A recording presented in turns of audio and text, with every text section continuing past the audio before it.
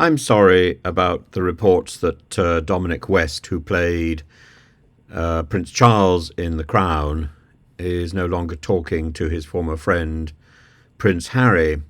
This is because he was indiscreet about the details of their trip to the pole, to the South Pole, and he seems to have betrayed details about the extraordinary skill with which Prince Harry can make latrines, and also about drinking and risque jokes.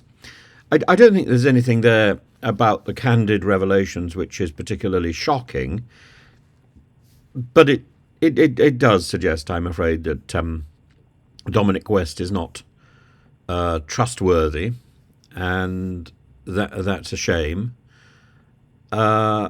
And I think a good opportunity there was lost because of indelicacy and garrulity, and it's possibly a lesson. Dominic West says that Prince Harry's humour involved some eye-wateringly rude jokes, which for a non-soldier like me was pretty shocking. But nevertheless, Harry has his finger on the pulse of certainly the army mentality, and certainly the idea of camaraderie and the idea of boisterous good fun. And I'm sorry it's so often misinterpreted, and I'm sorry that it's that when it gets out, it's revealed as not quite for everybody. It's not everybody's taste, but that is the point. He was brought up as a soldier, and it was the making of him. And I think without soldiering, he's a little lost. I also think that at heart, he is exactly what he comes across as winsome, likable, and keen to help.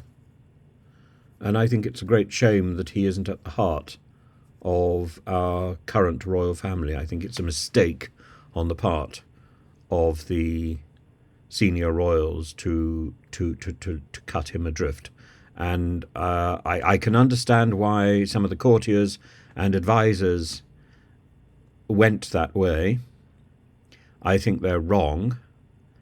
And I think it's always good to have a maverick on board. I noticed that Prince Andrew was present at the trip to the church yesterday. I think that was a mistake, but I also noticed that Sarah, the Duchess of York, Fergie, was also present. That's 30-odd years since she was last seen attending a church service at Sandringham on a Christmas day, and she looked overjoyed to be back in the fold at the heart of the business, and I hope that's where she stays. I think the fact that she was there testifies to the way in which the royal family, particularly under King Charles, can accommodate the lost sheep and bring them back into the fold, and it's a signal that Prince Harry and Meghan can be reunited fully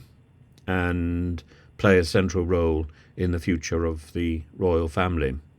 I think the complete disregard for the shadow of doom which hangs over Prince Andrew is an interesting tell and an interesting sign of the determination of the king to plough on despite what others say. So I hope that he's not listening too much to the courtiers who urge a complete break with his younger son. It's a mistake.